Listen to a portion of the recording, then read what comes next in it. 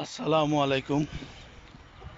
আমি এখন চকরিয়ার নতুন প্রতিষ্ঠিত রেলওয়ে স্টেশনে আছি। আজকে আসসালামু আলাইকুম। এই সুন্দর চকরিয়া রেলওয়ে স্টেশন, যেটা আমাদের চকরিয়ার মানুষের দীর্ঘদিনের লালিত স্বপ্ন বাস্তবায়ন হয়েছে। এখন সেই চকরিয়া রেলওয়ে স্টেশনে আমি অবস্থান করছি। মর্নিং ওয়াকে এসে আজকে আমি আমার এই মর্নিং ওয়াকে আমাদের বাংলাদেশের ফৌজদারি এবং দেওয়ানি বিচার ব্যবস্থা নিয়ে আলোচনা করব। আমাদের বাংলাদেশে দুই ধরনের বিচার ব্যবস্থা বিদ্যমান। একটা হলো ফৌজদারি, আর একটা হলো দেওয়ানি। সাধারণত ফৌজদারি বিচার ব্যবস্থার মধ্যে অপরাধের বিচার করে দুই ধরনের ম্যাজিস্ট্রেট। একটা হলো নির্বাহী ম্যাজিস্ট্রেট, আর একটা হলো জুডিশিয়াল ম্যাজিস্ট্রেট। নির্বাহী ম্যাজিস্ট্রেটরা বাংলাদেশ প্রশাসন ক্যাডারের সদস্য, সহকারী কমিশনার হিসাবে নবম গ্রেডে বিসিএস পরীক্ষার মাধ্যমে নিয়োগপ্রাপ্ত হয়ে যখন উপজেলা পর্যায়ে সহকারী কমিশনার ভূমি হিসাবে পদায়ন হয়, তখন ম্যাজিস্ট্রেসি পাওয়ার যখন প্রাপ্ত হন, তখন উনি বিভিন্ন ধরনের মোবাইল কোর্ট পরিচালনা করে থাকেন। সাধারণত খাদ্যে ভেজাল দেওয়া, দ্রব্যমূল্যের মূল্য তালিকা না রাখা, গণ উৎপাত, পরিবেশ বিধ্বংসী কর্মকাণ্ড করা, শান্তি শৃঙ্খলা বিঘ্নিত অপরাধ করা, বহন অপরাধ করা, বালু মহাল থেকে বালু নিয়ে যাওয়া, তারপর মজুদদারি, তারপর খাদ্যে ভেজাল, তারপর জাল জালিয়াতি, অবৈধ ওজন ব্যবহার, এগুলোর বিরুদ্ধে ভ্রাম্যমাণ আদালত পরিচালনা করে থাকেন এক্সিকিউটিভ ম্যাজিস্ট্রেট। আবার এক্সিকিউটিভ ম্যাজিস্ট্রেটদের মধ্যে যারা প্রথম শ্রেণীর, তারা 146 ধারা জারির ক্ষমতা রাখেন এবং এডিএম কোর্টে ফৌজদারি কার্যবিধির 144 ধারার ক্ষমতা প্রয়োগ করে এবং 107 ধারায় ক্ষমতা প্রয়োগ করে মুচলেকা নিয়ে শান্তি শৃঙ্খলা রক্ষার কাজও এই যে প্রথম শ্রেণীর এক্সিকিউটিভ ম্যাজিস্ট্রেটরা করে থাকেন। অর্থাৎ সীমানা বিরোধের কারণে যদি কোনো অশান্তি সৃষ্টি হয়, তাহলে সংক্ষুব্ধ ব্যক্তি ইচ্ছা করলে এডিএম কোর্টে 107 ধারার মামলা করতে পারেন। 107 ধারার মামলায় এডিএম সন্তুষ্ট হলে বিবাদী পক্ষকে নোটিশ দিয়ে হাজির করে মুচলেকা নিয়ে শান্তি রক্ষার জন্য উদ্যোগ নিয়ে থাকেন। ঠিক একইভাবে জনশৃঙ্খলা বিঘ্নিত, সম্পদের হানি, এই ধরনের কোনো ঘটনা ঘটে, সীমানা বিরোধের মাধ্যমে, সম্পদের দখল উচ্ছেদের মাধ্যমে যদি কোনো ঘটনা ঘটে, তাহলে সংক্ষুব্ধ ব্যক্তি এডিএম কোর্টে 145 ধারায় মামলা করে 146 ধারা জারির মাধ্যমে দখল বজায় রাখতে পারে। অর্থাৎ কাউকে যদি জোরপূর্বক দখলচ্যুত করা হয় এবং সেখানে যদি দাঙ্গা হাঙ্গামা, শান্তি বিঘ্নিত হওয়ার আশঙ্কা দেখা দেয়, তখন সেক্ষেত্রে 145 ধারায় আবেদন করে 146 ধারার মাধ্যমে শান্তি শৃঙ্খলা রক্ষা করা যায়। সাধারণত মোবাইল কোর্টে এসিল্যান্ড এবং ইউএনও মহোদয় উপজেলা পর্যায়ে মোবাইল কোর্ট পরিচালনা করে থাকে। ওনাদের কোনো রায়ে সংক্ষুব্ধ হলে এডিএম কোর্টে আপিল করা যায়। এরপরে আমাদের দ্বিতীয় যেই বিচার ব্যবস্থা, সেটা হচ্ছে জুডিশিয়াল ম্যাজিস্ট্রেট আদালত। সাধারণত এক্সিকিউটিভ ম্যাজিস্ট্রেটরা সর্বোচ্চ 2 বছরের সাজা এবং জরিমানা করতে পারেন। সাথে সাথে আর আমাদের দেশে এখন যেই জুডিশিয়াল ম্যাজিস্ট্রেট রয়েছেন, আগে ওনারাও প্রশাসন ক্যাডারের সদস্য ছিলেন। সাধারণ বিসিএসের মাধ্যমেই ওনারা জুডিশিয়াল ক্যাডারে নিয়োগপ্রাপ্ত হতেন, কিন্তু কয়েক বছর থেকে এখন বাংলাদেশ জুডিশিয়াল সার্ভিস কমিশন নামে আলাদা নিয়োগ এবং আলাদা পে স্কেলের ওদের ব্যবস্থা করা হয়েছে এবং সহকারী জজ হিসেবে এখানে এই যে জুডিশিয়াল সার্ভিস কমিশনের মাধ্যমে নিয়োগপ্রাপ্ত হয় এবং ওনারা জুডিশিয়াল ম্যাজিস্ট্রেট হিসেবে উপজেলা পর্যায়ে কাজ করে থাকেন। সাধারণত জুডিশিয়াল ম্যাজিস্ট্রেটরা ক্ষমতার দিক দিয়ে তৃতীয়, দ্বিতীয় এবং প্রথম শ্রেণীর হয়ে থাকে। সাধারণত ওদের জুরিসডিকশন, জরিমানা, সাজার দেওয়ার ক্ষমতার উপর ভিত্তি করেই প্রথম, দ্বিতীয়, তৃতীয় শ্রেণীর ক্ষমতাপ্রাপ্ত সহকারী জজ আদালত হয়ে থাকে। সাধারণত দাম্পত্য সম্পর্ক পুনরুদ্ধার, পারিবারিক মামলা এগুলো সহকারী জজরা করে থাকে। সহকারী জজ থেকে সিনিয়র সহকারী জজরা সাধারণত যেই মামলাগুলো পরিচালনা করে সেগুলো দেওয়ানি প্রকৃতির। এরপরে সিনিয়র সহকারী জজ থেকে যুগ্ম জেলা জজ, তারপর অতিরিক্ত যুগ্ম জেলা জজ, অতিরিক্ত জেলা জজ, এভাবেই মানে পদবিন্যাস। যখন কোনো মামলা জেলা পর্যায়ের জেলা ম্যাজিস্ট্রেট দায়রা আদালতে ফৌজদারি অপরাধের বিচার করে, তখন সেটাকে সেশনস জজ বলে থাকেন। জেলার একই ব্যক্তি যখন ফৌজদারি অপরাধের বিচার করে থাকেন, তখন তাকে সেশন জজ বা দায়রা জজ বলে থাকেন। আর যখন উনি দেওয়ানি প্রকৃতির মামলা করেন, তখন ওনাকে জেলা জজ বলে থাকেন। তাহলে আমরা দেখলাম জুডিশিয়াল সার্ভিসে বিচারকদের যে পদবিন্যাস: সহকারী জজ, সিনিয়র সহকারী জজ, তারপর যুগ্ম জেলা জজ, অতিরিক্ত যুগ্ম জেলা জজ, তারপর অতিরিক্ত জেলা জজ। এইভাবেই মানে পদবিন্যাসের মাধ্যমে ক্ষমতা ওনারা প্রয়োগ করে থাকেন। মৃত্যুদণ্ড, জেলা জজ মৃত্যুদণ্ড সহ যে কোনো জরিমানা করতে পারে, তবে মৃত্যুদণ্ডের ক্ষেত্রে অনুমোদনের জন্য হাইকোর্টে প্রেরণ করতে হয়। হাইকোর্টে প্রেরণ করলে হাইকোর্ট সেই মামলাগুলো ব্লু বুক তৈরি করে তারপর সাজার হ্রাস বৃদ্ধি করতে পারে মৃত্যুদণ্ডপ্রাপ্ত ব্যক্তির। তাহলে আমরা দেখলাম আমাদের দেশে সর্বোচ্চ সাজা জেলা পর্যায়ের আদালতগুলো দিতে পারে, তবে কিন্তু মৃত্যুদণ্ডের অপরাধ এক্সিকিউট করার আগে এই হাইকোর্টের অনুমোদন নিতে হয়। এই হাইকোর্টের অনুমোদন নেওয়ার জন্য আমাদেরকে ওই যে জেলা জজের মৃত্যুদণ্ডের বিরুদ্ধে হাইকোর্টে আপিল করা যায়। হাইকোর্টের রায়ের বিরুদ্ধে সুপ্রিম কোর্টে আপিল করা যায়। সুপ্রিম কোর্টের রায়ের বিরুদ্ধে রিভিউ করা যায়। তো এইভাবেই আমাদের বাংলাদেশের দেওয়ানি এবং ফৌজদারি বিচার ব্যবস্থা বিদ্যমান রয়েছে। আর সাধারণত আমাদের দৈনন্দিন জীবনের যে অপরাধগুলো সংগঠিত হয়, আমি এখন সেগুলো নিয়ে আলোচনা করব। আমাদের সমাজে দুই ধরনের অপরাধ সংগঠিত হয়ে থাকে। একটা হচ্ছে আমলযোগ্য অপরাধ, আর একটা হচ্ছে অআমলযোগ্য অপরাধ।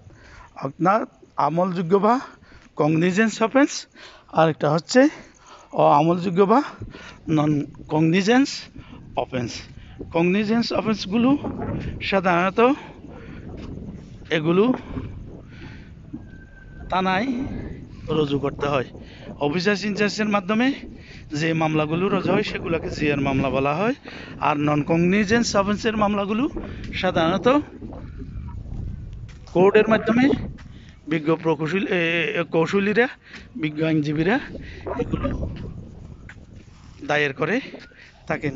এগুলো মূলত বিজ্ঞ কৌশলীরা যখন ম্যাজিস্ট্রেটের কাছে, জুডিশিয়াল ম্যাজিস্ট্রেটের কাছে উপস্থাপন করেন, জুডিশিয়াল ম্যাজিস্ট্রেট মহোদয় অভিযোগের সত্যতা তদন্তের জন্য কোনো অফিসার্স বা থানাকে ইনকোয়ারি দিয়ে থাকে। আবার অনেক সময় গ্রেপ্তারি পরোয়ানাও জারি করতে পারবেন। তবে অধিকাংশ ক্ষেত্রেই নোটিশ জারি করে, বিবাদীকে হাজিরের নোটিশ দিয়ে এটা তদন্তের জন্য ইনভেস্টিগেশন কোনো অফিসার থানাকে দায়িত্ব দিয়ে থাকেন। এভাবে একটা মামলা, কোর্ট রেজিস্টার মামলা কার্যক্রম শুরু হয়। আর জিআর মামলাগুলো প্রথমে যেই অভিযোগটি দেওয়া হয় সেটাকে এজাহার বলা হয়। তাই এজাহারের মাধ্যমে এটা শুরু হয়। যেই এজাহারটি ফার্স্ট ইনফরমেশন রিপোর্ট, প্রথমেই যেটা দেওয়া হয় সেটাকে ফার্স্ট ইনফরমেশন রিপোর্ট বলে। এই ফার্স্ট ইনফরমেশন রিপোর্ট এটা লিখিত হতে পারে, অথবা এটা মৌখিকভাবে বললে ডিউটি অফিসার এটা লিখে নেবেন।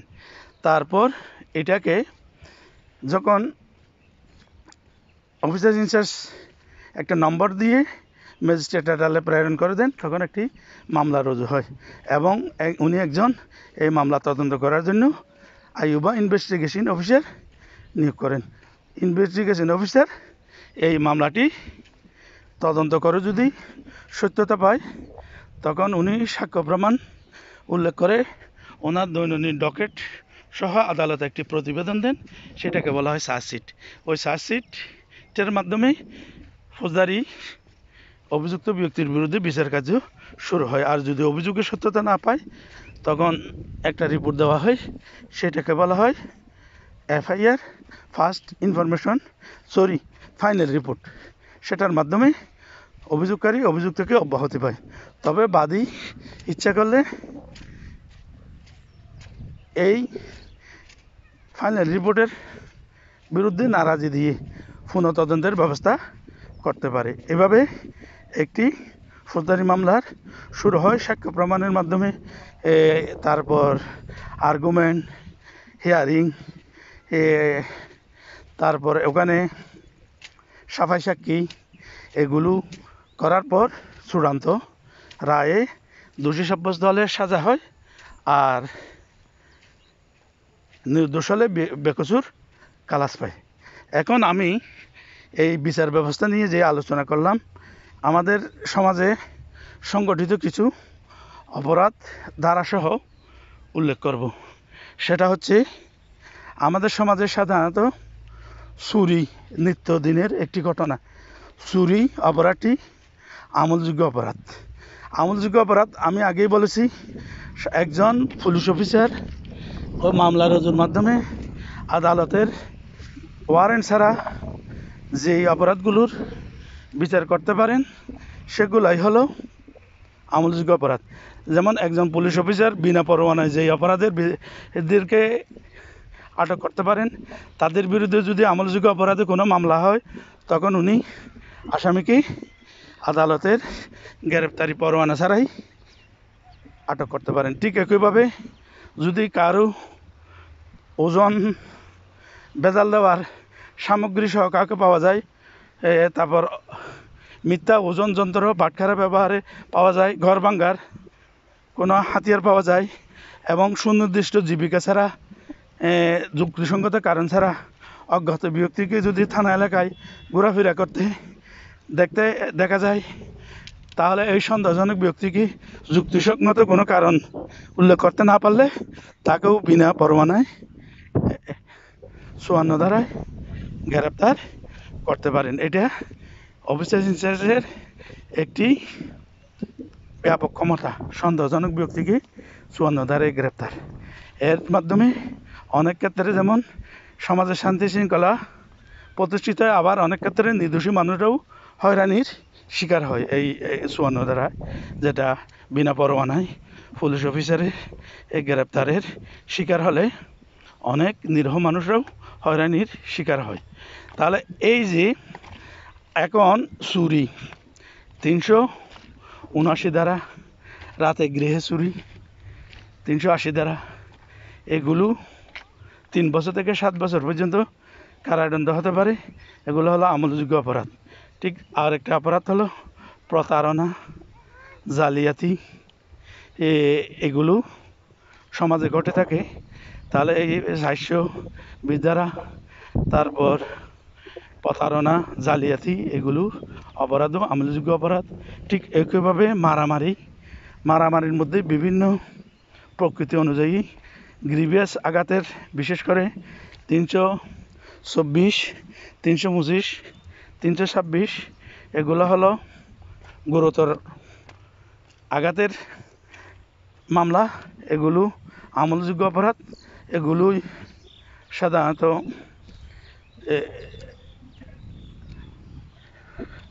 পুলিশ অফিসার মামলা হলেই এই দ্বারাই মানুষকে, অভিযুক্ত ব্যক্তিকে গ্রেপ্তার করতে পারে।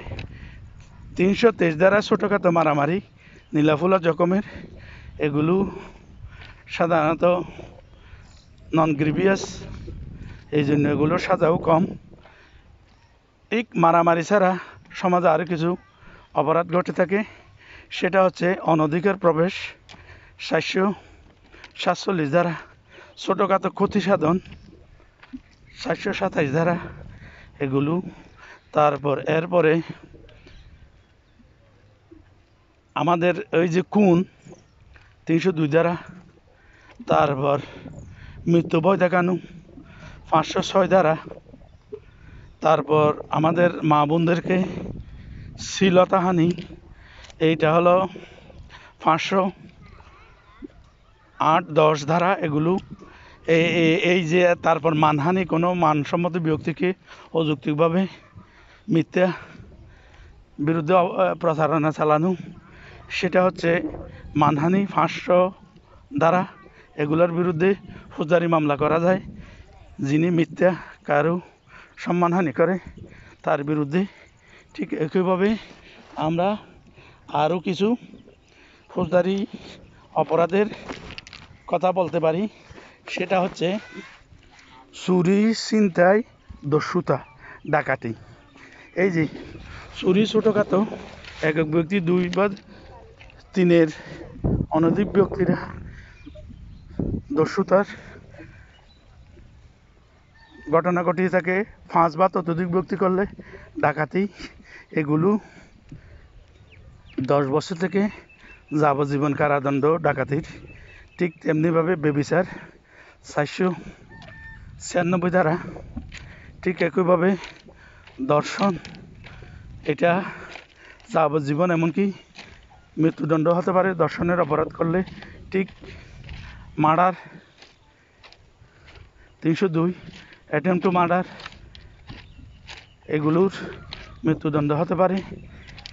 ঠিক একইভাবে প্রাণনাশের হুমকি 506 ধারা, তারপর বিশ্বাসভঙ্গ 406 ধারা, কোনো চাকর বা সরকারি কর্মচারী কর্তৃক বিশ্বাসভঙ্গ 409 ধারা, এগুলো সাজা নর্মাল বিশ্বাসভঙ্গের চেয়ে বেশি। ঠিক একইভাবে বাংলাদেশের সরকারি যারা সম্পদের দুর্নীতি করে, দুর্নীতি বিরোধী আইন রয়েছে। ঠিক একইভাবে নারী ও শিশু নির্যাতন যারা করে ওদের জন্য নারী ও শিশু নির্যাতন আইন রয়েছে। ঠিক একইভাবে বাল্যবিবাহ নিরোধ আইন রয়েছে। এই ধরনের এই আইনের মাধ্যমে, তারপর এখানে আরও কিছু ফৌজদারি আইন রয়েছে যেগুলো সম্পর্কে আমাদের জানা থাকা দরকার। কারণ আইন না জানা কোনো অজুহাত হতে পারে না।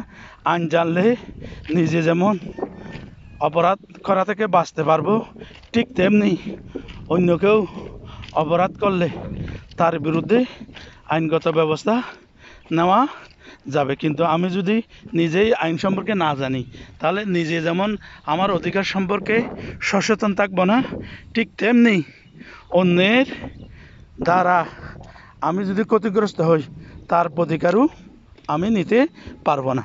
তাই আইন সম্পর্কে, এই যে নিত্য আইন আমি যেগুলো আলোচনা করছি, এগুলো সম্পর্কে আমাদের মৌলিক ধারণা থাকা দরকার।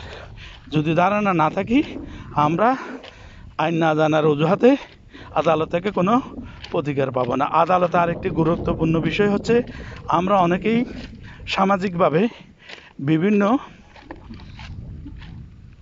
চুক্তি করে থাকি। চুক্তি লঙ্ঘিত হলে প্রত্যেকটা প্রতিকারেরই একটি লিমিটেশন রয়েছে, অর্থাৎ সময় রয়েছে। এই নির্দিষ্ট সময়ে যদি প্রতিকার চাওয়া না হয় তাহলে অনেক আইনগত অধিকার আমাদেরকে হারাতে হয়। তামাদি আইন অনুযায়ী চুক্তি মানি সুইট অর্থাৎ টাকা উদ্ধারের মামলা 1 বছরের মধ্যে করতে হয়, কতগুলো আছে 3 বছরের মধ্যেই করতে হয়।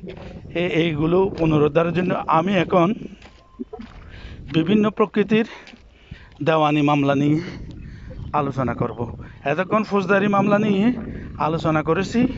ফৌজদারি মামলায় আরেকটি বিষয় ছোটোখাটো, সাধারণত 75,000 টাকা পর্যন্ত ইউনিয়ন কাউন্সিল, পৌরসভা জরিমানা মূল্যের বর্তমানে বিচার করতে পারে এবং সীমানা বিরোধ, সম্পদের পজেশন, এগুলোর বিচারের জন্য উপযুক্ত স্থান হচ্ছে ইউনিয়ন পরিষদ এবং পৌরসভা।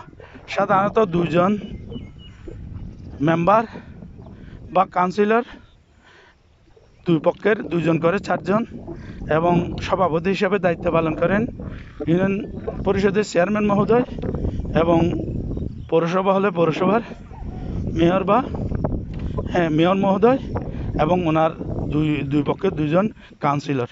ওখানে সীমানা বিরোধের যে রায় দেওয়া হয়, যদি এটা 5 সদস্যের মধ্যে 4 সদস্য বিশিষ্ট রায় হয় তাহলে সেটার বিরুদ্ধে কোনো আপিলই চলে না। আর যদি এর চেয়ে কম হয় তাহলে সহকারী জজ কোর্টে এর বিরুদ্ধে আপিল করা যায়। আমি যতটুকু হাইকোর্টের ডিএলআরের ঢাকা ল রিপোর্টের রেফারেন্স দেখছি, এখানে সীমানা বিরোধের ক্ষেত্রে ইউনিয়ন কাউন্সিল এবং পৌরসভার রায়গুলো খুবই গুরুত্বপূর্ণ, কারণ ওনারা লোকাল বডি। এই যে সীমানা, প্রকৃত সীমানা চিহ্নিতে ওনাদের চেয়ে বিশ্বাসযোগ্য আর কেউ হতে পারে না, কারণ এখানে বাদী বিবাদী যেহেতু 2 জনেরই 2 জন করে প্রতিনিধি থাকে। সুতরাং 7 সদস্য বিশিষ্ট রায় এর বিরুদ্ধে আপিলের অধিকার এই জন্য সীমিত করা হয়েছে। আমি আরেকটি, এই যে কারো এখন ফৌজদারি মামলার সম্পর্কে যে আলোচনা করেছি, এখন করব দেওয়ানি মামলা সম্পর্কে। দেওয়ানি মামলা বিভিন্ন প্রকৃতির রয়েছে। ধরেন ঘোষণামূলক মামলা বা টাইটেল স্যুট মামলা। ঘোষণামূলক মামলা বা টাইটেল স্যুট মামলা হচ্ছে আপনার একটা সার্টিফিকেট আছে, এখন ওই সার্টিফিকেটটি যে বৈধ, কেউ অবৈধ দাবি করতেছে, আপনি যে আপনার সার্টিফিকেটটি বৈধ এটা যদি ঘোষণা চান আদালত থেকে, তাহলে আপনাকে ঘোষণামূলক মামলা করতে হবে।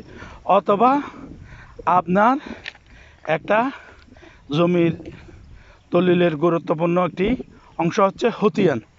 এখন RS খতিয়ানে আপনার নাম রয়েছে, আপনার পিতার নাম রয়েছে RS খতিয়ানে, তাহলে RS খতিয়ান মূলে আপনি মালিক আপনার পিতার উত্তরাধিকার হিসেবে।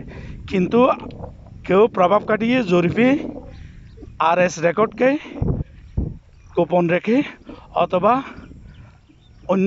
অন্যায্য পন্থায় বৈধভাবে সম্পত্তি লাভের যে ক্রয় করে অথবা দানপত্র অথবা ওয়ারিশ হওয়া, এছাড়া তো সম্পত্তি লাভের আর কোনো উপায় নেই।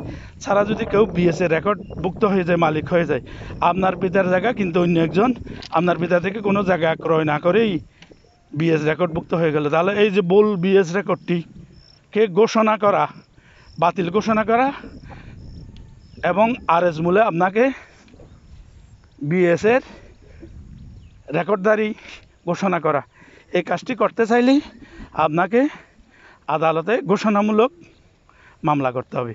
অর্থাৎ রেকর্ড সংশোধনী যে কোনো মামলাকে আমরা ঘোষণামূলক বা টাইটেল স্যুট মামলা হিসাবে গণ্য করতে পারি। আচ্ছা, এটা গেল। তাহলে কেউ যদি কোনো বিজ্ঞ কৌশলীর কাছে এসে বলে যে অমুক ব্যক্তি আমার ওই জমিটি তার নিজের দাবি করতেছে, তখন আপনি তার বিরুদ্ধে ঘোষণা চাইতে পারেন যে এটা আপনার জমি, সেটা হলো ঘোষণামূলক মামলা। আর এই মামলার সাথে সাথে ইনজাংশন মানে নিষেধ। ইনজাংশন দুই ধরনের, একটি আদেশমূলক আর একটা নির্দেশমূলক। অর্থাৎ আদেশমূলক মানে যেটা নির্দেশ দেওয়া হবে করার জন্য, নিষেধ মানে যেটা থেকে বিরত থাকার জন্য। তাহলে ইনজাংশন সাধারণত স্থায়ী এবং অস্থায়ী হয়ে থাকে।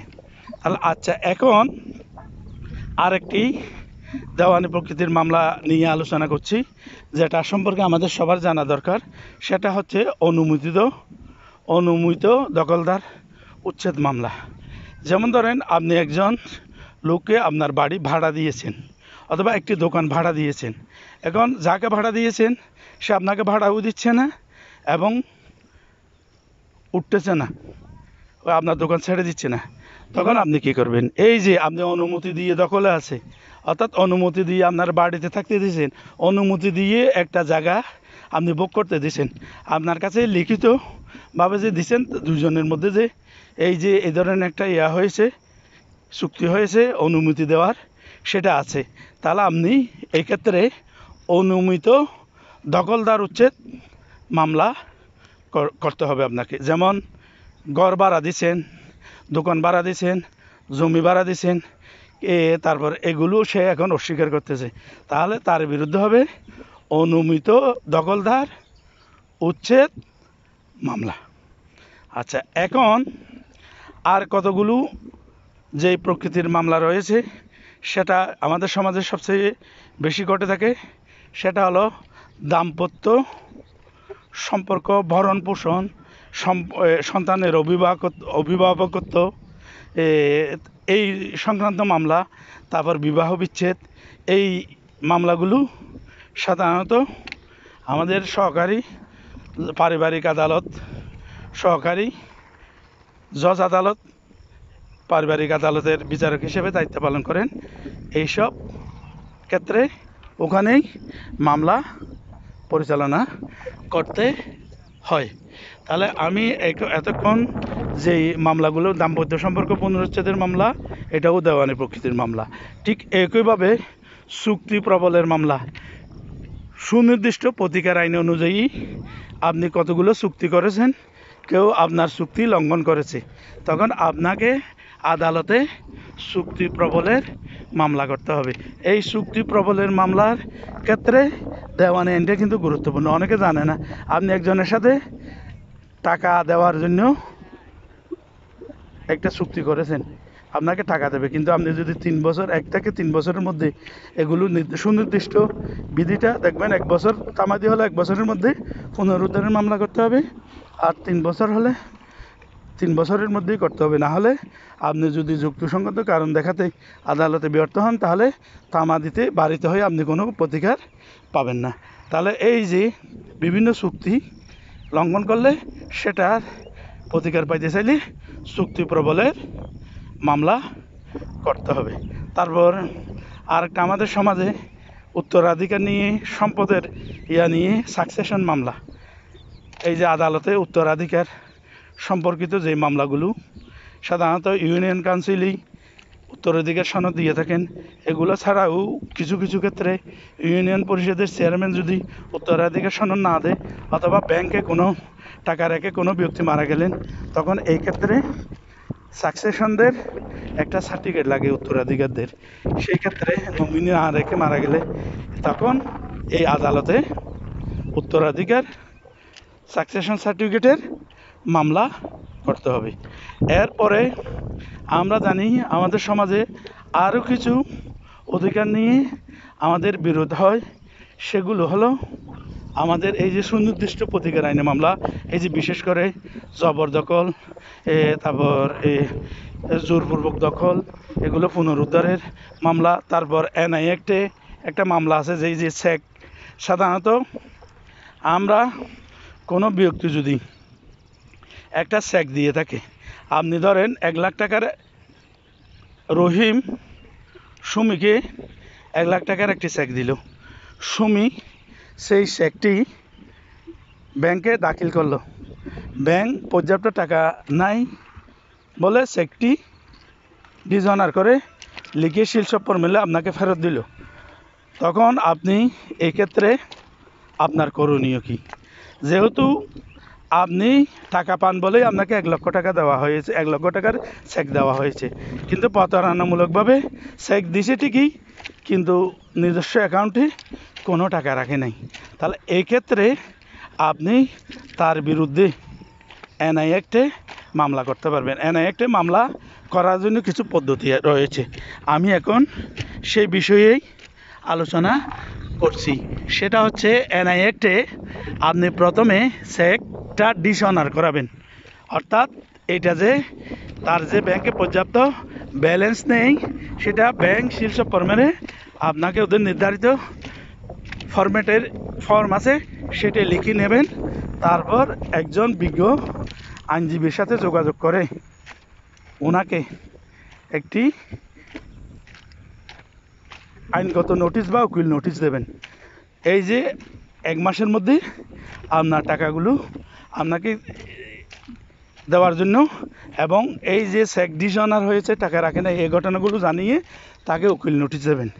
এখন নোটিশ পাওয়ার পর সে যদি আপনার সাথে কোনো বোঝাপড়া না করে, তারপর আপনি আদালতে গিয়ে তার বিরুদ্ধে ওই যে এনআই অ্যাক্টের সুনির্দিষ্ট ধারায় এবং পদ্ধতিতে মামলা করবেন। এক্ষেত্রে আদালত সাধারণত যতটুকু টাকার চেক দেওয়া হয় তার 3 গুণ জরিমানা করে তাকে, এবং এটা নিশ্চিত প্রতিকার পাওয়া যায়। কিছু সরকারের জব্দ করে জরিমানার, আর কিছু খরচ বাবদ বাদীকে প্রদান করে। এভাবে এনআই অ্যাক্টের মামলায় প্রতিকার নিতে হবে। তাহলে এনআই অ্যাক্টের মামলায় গুরুত্বপূর্ণ হচ্ছে আপনি চেক ডিসঅনার হলে সেটা ব্যাংক থেকে লিখে নেওয়া, তারপর যে এই প্রতারণাটি করেছে চেক নিয়ে তাকে নোটিশ দেওয়া, নোটিশ দেওয়ার পর তারপরেও যদি সে টাকা দিতে অস্বীকার করে, টাকা দেওয়ার জন্য কোনো উদ্যোগ গ্রহণ না করে, তারপর তার বিরুদ্ধে এনআই অ্যাক্টে আপনি মামলা করবেন। এরপরে এখন আছে আমাদের সমাজে সবচেয়ে ঘটে দখল উচ্ছেদ মামলা। আপনার পিতার থেকে উত্তরাধিকার সূত্রে বিএস, আরএস, সিএস থেকে আরএস থেকে আমি এখন আমাদের বাংলাদেশের যেই ভূমি ব্যবস্থা, যেই রেকর্ডগুলো ভিত্তিতে আমরা জমি জমা ভোগ করে থাকি, যেই রেকর্ডগুলো সম্পর্কে জানা আমাদের সবচেয়ে গুরুত্বপূর্ণ, সেই রেকর্ড সম্পর্কে একটি আলোচনা করছি আজকের এই মর্নিং ওয়াকে। এই সুন্দর প্রাকৃতিক দৃশ্যের সাথে সাথে আপনাদের জীবনের সাথে জীবন ঘনিষ্ঠ। বিশেষ করে আমরা জানি ব্রিটিশ আমলে, অর্থাৎ সেই প্রাথমিক পর্যায়ে যেই রেকর্ডটি হয় ব্রিটিশ আমলে শুরু হয়ে, সেটা হচ্ছে সিএস রেকর্ড। এই সিএস রেকর্ডে হলো ভূমির বাইবেল বলা হয়, সিএস জরিপ। তারপর এরপরে আসছে এসএ জরিপ। এসএ জরিপ মানে এস্টেট অ্যাকুইজিশন, অর্থাৎ 1950 সালে যখন জমিদারি উচ্ছেদ করা হয় এবং ওই জমিগুলোয় যারা প্রজা ছিল তাদেরকে প্রজাস্বত্ব দেওয়া হয়। আমাদের এই যে শেরেবাংলা আবুল কাসেম ফজলুল হক, তারপর সোহরাওয়ার্দী, ওনাদের এই যে গুরুত্বপূর্ণ অবদান, সেটা হচ্ছে এই জমিদারি উচ্ছেদ 1950 সালে। সেইখানে যখন ওই আরএস মূলে যেই সব জমিদাররা মালিক ছিল, সেই মালিকের স্থলে যারা প্রজা ছিল, প্রজাস্বত্ব দিয়ে তাদের নামে একটি খতিয়ান সৃজন করা হয়। সেটা হলো এসএ খতিয়ান, এস্টেট অ্যাকুইজিশন খতিয়ান। এই খতিয়ানটি সরেজমিন জরিপের মাধ্যমে হয়নি। এসএ খতিয়ানটি এটা মূলত আরএস না সিএস মানে ক্যাডাস্ট্রাল সার্ভে, যেটা ব্রিটিশ আমলের, সেই সার্ভের জমিদারের স্থলে প্রজার নাম স্থলাভিষিক্ত হয়েই এই খতিয়ানটি হয়েছে। এটা সরেজমিন তদন্তের মাধ্যমে এবং ফিল্ড লেভেলের প্রতিবেদনের মাধ্যমে হয়নি বলে এতে অনেক ভুল ত্রুটি রয়েছে। এই জন্য আইন আদালতে এসে খতিয়ানটি গুরুত্ব কিছুটা কম রয়েছে। এখন আমি যেই বিষয়টি উল্লেখ করছি সেটা হচ্ছে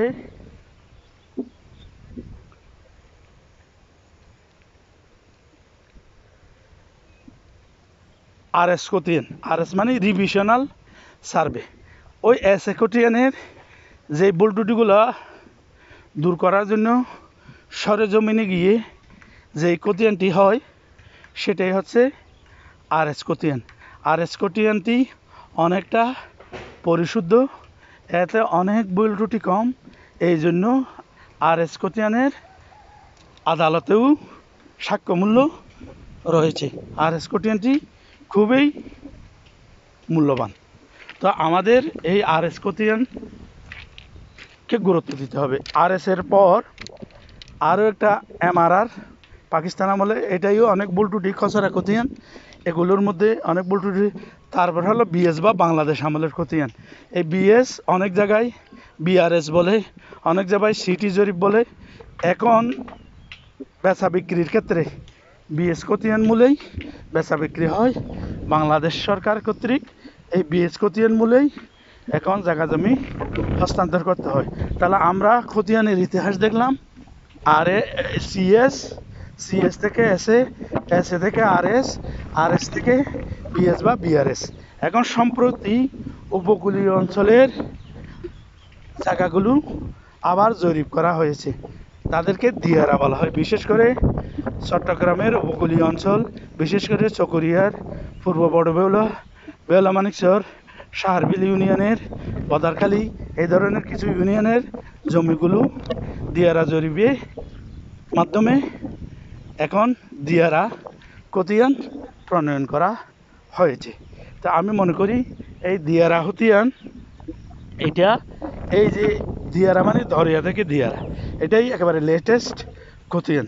যেসব এলাকায় দিয়ারা জরিপ চূড়ান্ত করা হয়েছে বেচা বিক্রির ক্ষেত্রে এবং হস্তান্তরের ক্ষেত্রে, এখন ওই দিয়ারা রেকর্ডটাকে গুরুত্ব দেওয়া হচ্ছে।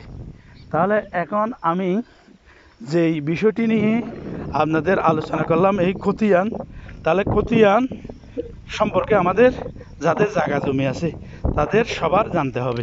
এই খতিয়ানে নাম থাকা ব্যক্তি থেকেই সম্পত্তি নিতে হবে, না হলে ওখানে মালিকানা সঠিকভাবে ঠিকানাও সম্ভব হবে না। এখন এই যে খতিয়ান কীভাবে প্রণয়ন করে আমি সেই সম্পর্কে আলোচনা করব। সাধারণত যখন জরিপ অধিদপ্তর বাংলাদেশের সরেজমিনে গিয়ে জমি পরিমাপ করে, আমিনরা সরেজমিনে সীমানা নির্ধারণ করে একটা মাঠ পর্চা দিয়ে থাকে। এই মাঠ পর্চাটিরও একটি গুরুত্ব রয়েছে। আমিন বদর আমিন এই মাঠ পর্চা দেওয়ার পর যদি কারো কোনো অভিযোগ থাকে তখন তসদিদ অফিসার ওখানে নোটিশ দিয়ে তসদিদ অফিসার এই অভিযোগগুলো শুনে থাকেন। জরিপ চলাকালীন সময়ে দিয়ারা যে কোনো স্থানে যখন ভূমি জরিপ চলে তখন যারা ভূমি জরিপের জমির মালিক তাদের করণীয় হলো ওইসব ভূমি জরিপ চলাকালীন রেকর্ডপত্র নিয়ে জরিপকারীদের সাথে যোগাযোগ করা। জরিপকারীরা জরিপ করে সরজমিন একটা মাঠ পর্চা দিয়ে থাকে। পর্চা এই নকশা সেটা নিয়ে যদি আপনার কোনো আপত্তি থাকে তখন আপনি এটা ওই যে তসদিদ অফিসার, একজন অফিসার ভূমি জরিপ অধিদপ্তরের, ওনার ওখানে আপত্তি দেবেন। আপত্তি দিয়ে সেখানে যদি আপনার আপত্তি গৃহীত হয় তাহলে ভালো, যদি গৃহীত না হয় তারপর অ্যাটেস্টেশন অফিসার কাছে আবার আপত্তি দেবেন। তারপর 30 ধারার পরও যদি আপনি প্রতিকার না পান, খতিয়ান হয়, সেই খতিয়ানের বিরুদ্ধে আপনাদের দেওয়ানি আদালতে রেকর্ড সংশোধনের ঘোষণামূলক মামলার আশ্রয় নিতে হবে। তাহলেই আপনি আপনার এই যে জরিপে যে ভুল ত্রুটি হয়েছে সেটা সংশোধন করতে পারবেন। তাহলে এতক্ষণ আমি ভূমি জরিপকালে করণীয় সম্পর্কে আমাদের কি করণীয় সেটা বললাম। এখন এই রেকর্ড মূলে আপনি মালিক, কিন্তু আপনার জায়গাটি কেউ জোরপূর্বক আপনাকে বেদখল করেছে। সেই বেদখলটি যদি আপনার 6 মাসের কম হয় তাহলে ঠিকা কোর্ট ফিস দিয়ে দখল উচ্ছেদের একটি মামলা করবেন সিভিল আদালতে। আর যদি সেটা 6 মাসের বেশি হয় তাহলে দখল উচ্ছেদ সাথে সাথে সত্য সাব্যস্ত, অর্থাৎ আপনার সত্য দিয়ে নিখুঁত দলিল প্রমাণ দিয়ে আপনি যদি আদালতে প্রমাণ করতে পারেন তখন আদালত আপনাকে 6 মাসের বেশি দখল উচ্ছেদেরও কি অধিকার দেবে। এরপরে আপনি আদালতের মাধ্যমে এভাবে আপনার দখল থেকে আপনাকে অন্যভাবে কেউ বিচ্যুত করলে আপনি তার বিরুদ্ধে আইনগত প্রতিকার নিতে পারেন।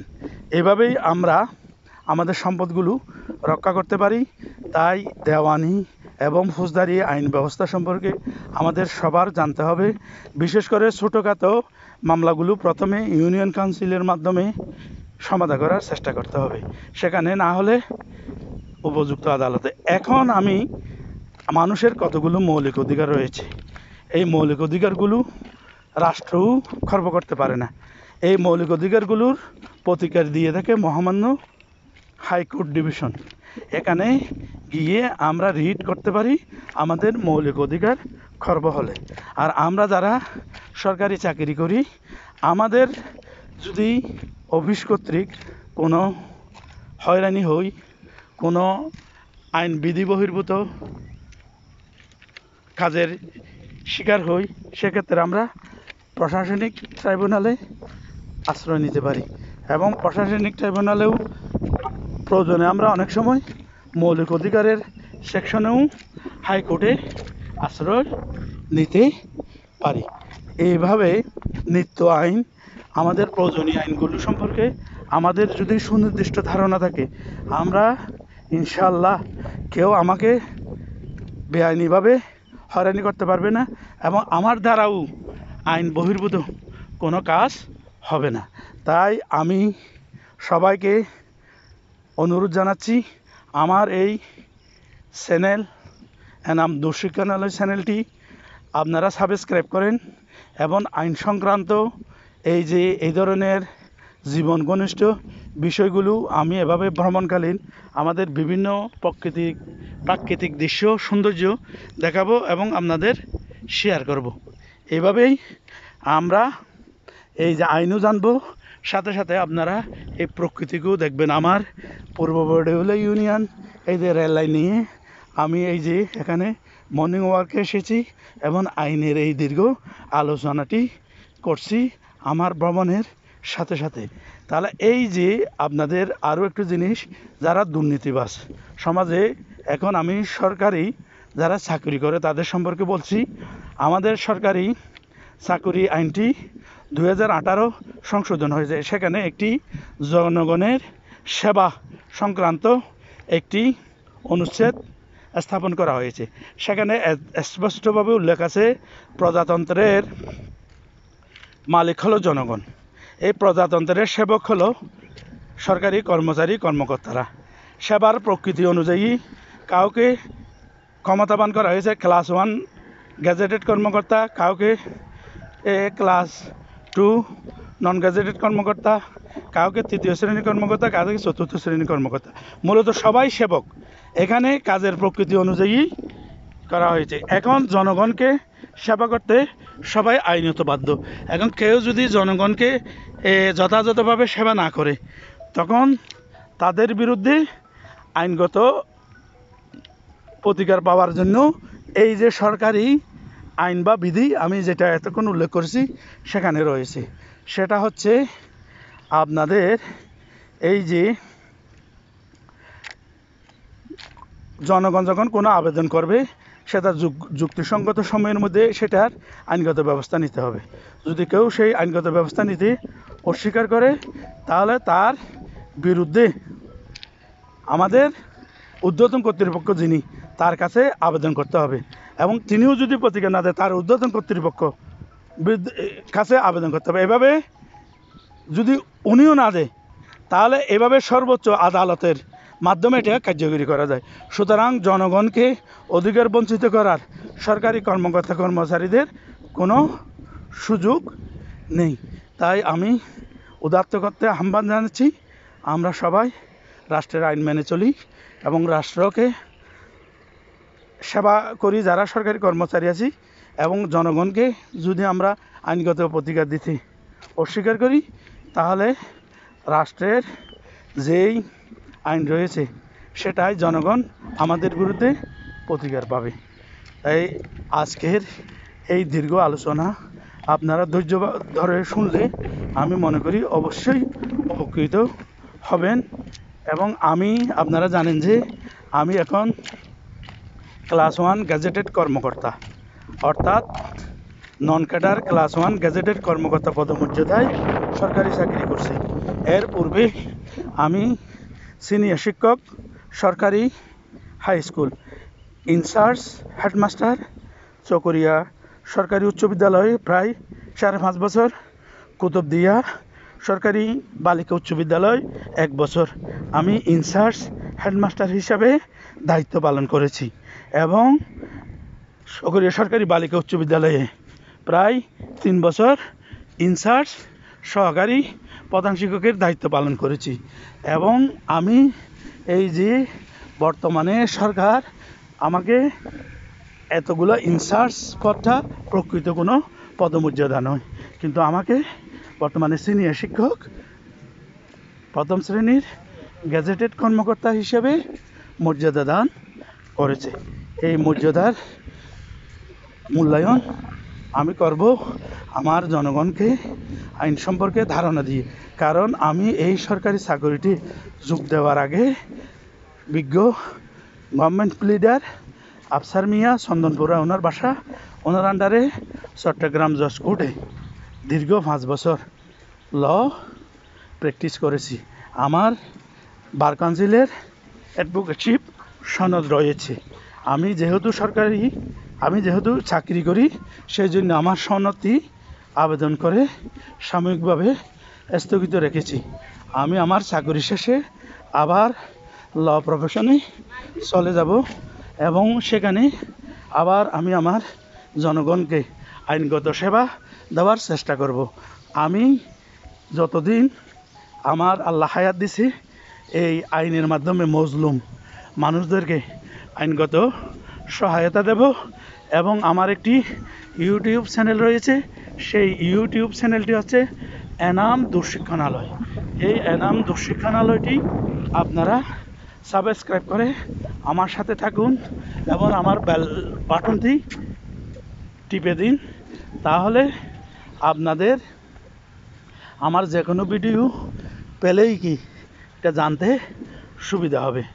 এখন আমি আমার এই যে নিজস্ব একটি, আমার মা কোতেজা বেগম ইন্তেকাল করেন 1965 সালে।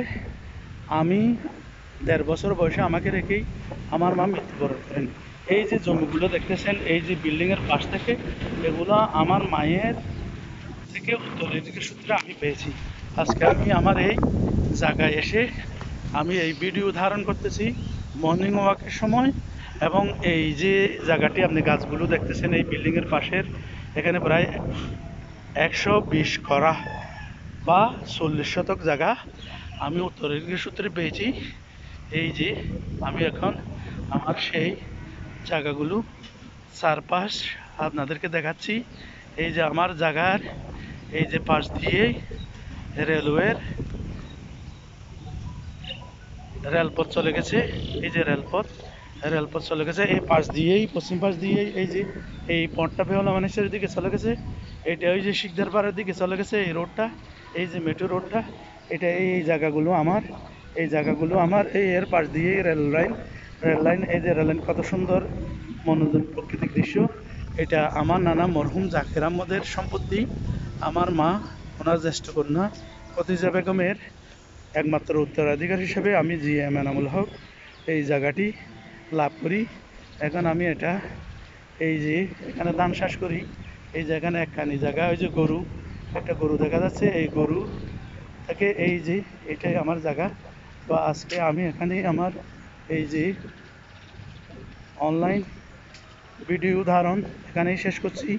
আইন সংক্রান্ত বিষয়গুলো আপনারা জানবেন এবং আইনকে নিজের দৈনন্দিন জীবনে ব্যবহার করবেন, অন্যায়কে প্রতিরোধ করবেন এই আহ্বান জানিয়ে, এবং আমার সেই চ্যানেল এনাম দূরশিক্ষানালয় চ্যানেলটি সাবস্ক্রাইব করে সাথে থাকার জন্য, আইন সংক্রান্ত, শিক্ষা সংক্রান্ত এবং যোগাযোগ প্রযুক্তি সংক্রান্ত ভিডিও পাওয়ার জন্য আপনাদেরকে